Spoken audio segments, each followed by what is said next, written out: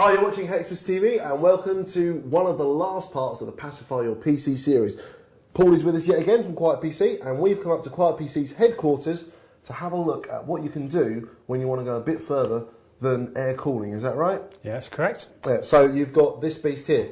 Yep. And I'm going to now do the magic door, which I've been holding closed because it doesn't like to stay closed on its own. And there we go, we've got some water cooling. So do you want to tell us what's going on in here? Yeah, basically what we've got here, the Zalman LQ1000, which is an integrated water cooling unit. Basically, Sorry, what's integrated mean? Well, normally what you would do if you wanted a water cool system, you would buy a case and a water cooling system and put them together, whereas this comes as a whole unit. All comes as a whole thing, so everything you would need to be able to water cool a system is virtually supplied with this case. The CPU block and the graphics card block and all that sort of thing, that all comes as part of it? The graphics card block, no, that doesn't. Right. But because there's so many different types of graphics cards available, it's not as if there's one block that would suit all. Gotcha. So they don't include it with that. But regarding the CPU, obviously the radiator is integrated into the side of the case. Obviously the cooling, the active cooling with the fans. Yeah. So yeah, it basically comes with virtually everything, almost everything you would need. Okay, so I see down here we've got like, what's this, the stuff telling us what's going on with the temperatures and everything, is that right? For your viewers who are familiar with some of the Zalman products, basically what the LQ1000 is a Resorator XT and a GT1000 which is being combined. If people are familiar with the Zalman products, they may know what those are. Right. The Resorator XT was just a water cooling unit. Oh, that was the big tall thing that would fall over and kill your cat? No, that was the Resorator 1. Right, but that was the big tall one. That was the big sort of torpedo-shaped one. Yeah. Then there was the Resorator 2, which was like it looked like a radiator, to be honest. Oh yeah, the horizontal one. Yep, and then the third generation is the Resorator XT, which is still a current product. Right, okay. So when you look at the front of the LQ1000, you will see the similarities between that and the Resorator XT. Oh, with the dials and actually, because it was sort of like a rectangular-ish sort of shape. That's right. Okay, so essentially you buy the case and it comes with the pump, reservoir, CPU block, and the pipes to go on for the graphics card. Yeah, it comes with like a 2 meters of pipe or something, so you get more than enough. So then you just buy the water cooling block for your card, that's and then cut the pipes, pop them on. Yep. And that's it. Bob's your uncle, good to go. So can you just? I mean, this is running and it is totally all I can really hear is that fan over there, and I can hear a little bit of whirring going on down inside, which I presume is the pump. So it is really, really quiet. Yeah. So this is the principles of everything which we covered in the other shows. Yep. Basically put into practice. So this isn't really an extreme gaming machine, though, is it? This is just sort of like what you want to do if you want to get really, really quiet and still get the performance out of your gaming machine. Well, an extreme gaming machine all depends on what components you're going to be using, which processor, which graphics cards, for example.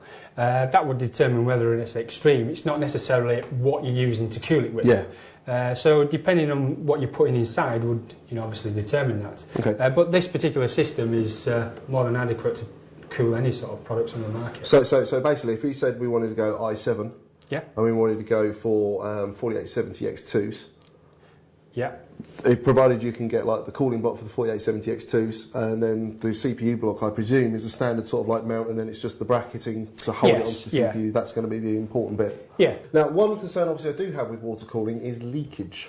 Yeah, you don't want that to happen. Right, so is there sort of like a special sort of like non-conductive liquid in here, or is it just... It's just distilled water. That's just generally what's recommended for sort of... Because that stops the rusting, doesn't it? It does, yes. And also supplied with this case is some anti-corrosion coolant as well. Right. That's why the tubing looks all blue, because that's...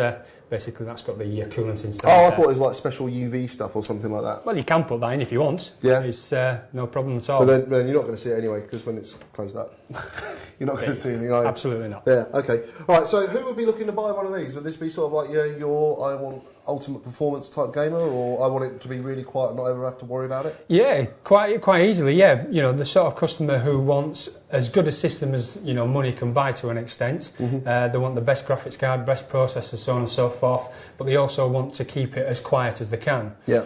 Obviously, if you go out and you use stock coolers with something like that, it's going to be noisy. We've heard. Yeah, exactly. Yeah. So, basically, what this can do is keep it all done quietly. Okay, so let's just take us through a couple of other bits here, because I noticed you obviously got our Zalman, the Trimon Zalman monitor for 3D. This is really cool. We covered these before on Hexus TV, and I love them because it doesn't work on using two different colours. No. Slightly offset. So colourblind people like me can still actually see 3D because it uses polarised light. Exactly the same principle. Go and read about it on Wikipedia. If you want to find out exactly how it works, we could go through it all, but it's just incredibly technical and rather boring, isn't it? And I don't know anything about it. Okay, fair enough. Right, but I did notice you've got down there a rather Wookiee-looking mouse. Yep. That is what? Yeah, that's the Zalman FPS gun. It's a mouse that's designed to feel like a proper gun. So when you're playing FPS games, like COD 4 for example, it just gives you that sort of... A bit more immersion. Exactly, yes. Yeah, it makes you feel as though you're more into the game and things along those lines. The only thing I do have, if you just pass it up for 1 second. Sure. The only because I have played one of these before, is it's just that little bit too small for me. Right. Just that tiny little bit too small. It just feels. I know you're supposed to, and then like you see when I fire a gun, and I fired a few. Right. Right. Okay. You use that thing, but this is it's the middle finger sitting on there kind of thing, and it's just that tiny little bit too small. Which is the only thing I have with those. But otherwise, I mean, it's a mouse. It works perfectly fine. Yeah. But it's just needs to be just that little bit bigger, so you've actually got a proper pistol grip type thing. For people who've got smaller hands, they might say it's perfectly suited to them. And to be honest, you can't have massive different variants or different versions available, because obviously that's only suited for right-handed people. Just imagine if you're left-handed, you wouldn't be able to use it at all. Yeah, but I mean, left-handers, they're a dying breed anyway, aren't they? Well, yes. Yeah. So we don't care about them. Okay, so I think that's just about everything, really, isn't it? So we've got our nice new water-cooled system here. Yep. Which is the sort of like the top end of what you can do before you go to the next step of vapor